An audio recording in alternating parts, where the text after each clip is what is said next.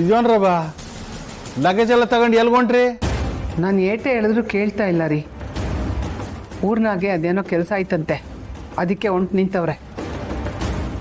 ಸಾಹೇಬ್ರೆ, ಅಮ್ಮೋರು ಹಬ್ಬ ಮುಗಿಯೋರ್ಗು ಇಲ್ಲೇ ಇರಿ ಅಂತ ಸ್ಯಾನೆ ಹೇಳಿದ್ರು. ಆದರೆ ನಾವು ಆಗ್ಲೇಬೇಕು, ಇಲ್ಲಿರೋ ಪರಿಸ್ಥಿತಿನಾಗಿಲ್ಲ. ಇವರೆಲ್ಲ ಹೊರಟು ನಿಂತಿರೋದು ನೋಡಿದ್ರೆ ನಮ್ಮ ಬಗ್ಗೆ ಏನಾನ ಗೊತ್ತಾಗೋಯ್ತಾ ಹೆಂಗೆ?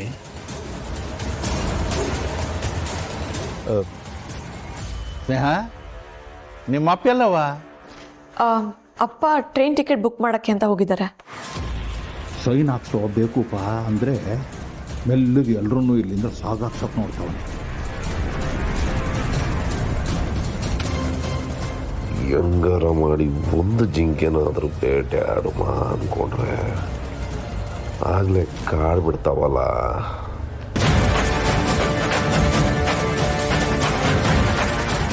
ಇದೇನಿದು ಈಗ ತಾನೇ ಫೋನ್ ಮಾಡಿದ್ರೆ ಆಗ್ಲೇ ಎಲ್ಲ ಲಗೇಜ್ ತಗೊಂಡು ನಿಂತ್ಬಿಟ್ಟಿದ್ದೀರಾ? ರೀ, ನಾನು ಎಷ್ಟೋ ಹೇಳ್ದೆ ರೀ, ಇವ್ರು ಯಾರು ನನ್ನ ಮಾತೇ ಕೇಳ್ತಿಲ್ಲ, ಹೊರಟು ನಿಂತಿದ್ದಾರೆ.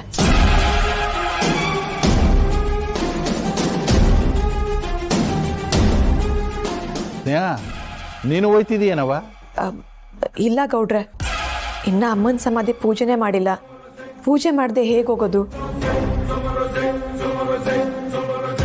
ಅದು ಅಲ್ಲದೆ ಈ ಊರ ಹಬ್ಬದ ಯಜಮಾನಿಕೆನ ನಮ್ಮ ಯಜಮಾನ್ರು ಕೊಟ್ಟಿದ್ದೀರಾ.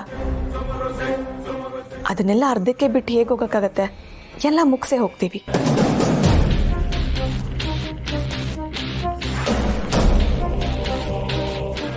ಅದೇ ಅನ್ಕಂಡೆ, ಹಬ್ಬ ನಡೆಸ್ಕೊಡೋರೆ ಹೊಂಟ್ಬಿಟ್ರಿ ಹೆಂಗೆ ಅಂತ.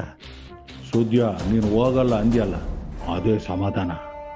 ಸಾನವ್ರಿಗೇನೋ ಕೆಲಸ ಐತೆ ಹೋಯ್ತವ್ರೆ. ಸುಮಾ, ನೀನು ನಮ್ಮ ಜೊತೆ ಇದ್ದು ಹಬ್ಬ ಸಮಾಧಿ ಪೂಜೆ ಎಲ್ಲ ಮುಗಿಸ್ಕೊಂಡು ಒಟ್ಟಿಗೆ ಹೋಗ್ಬೋದಲ್ವೇ? ಸುಮ್ಕಿರೋ. ಇಲ್ಲ ಬಾವ, ಲೀವ್ ಕೊಡಲ್ಲ. ಮೆಡಿಕಲ್ ರೀಸನ್ಸ್ ಹೇಳಿದ್ರೆ ಲೀವ್ ಸಿಗುತ್ತೆ. ಇವಳಿಗೆ ಇಲ್ಲಿರೋ ಮನಸ್ಸಿಲ್ಲ. ಸ್ನೇಹ ಜೊತೆ ಯಾರಾದರೂ ಒಬ್ಬರಾದ್ರೂ ಇರಬೇಕಪ್ಪ. ಕೊನೆಗಳಿಗೆಲ್ಲಿ ಅವ್ರಿಗೆ ಬೇಸರ ಹಾಕಿಲ್ವಾ?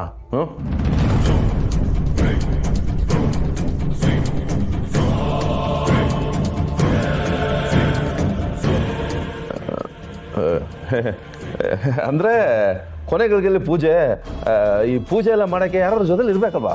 ಹಂಗಾಗಿ ಹೇಳಿದೆ ಅಷ್ಟೇ.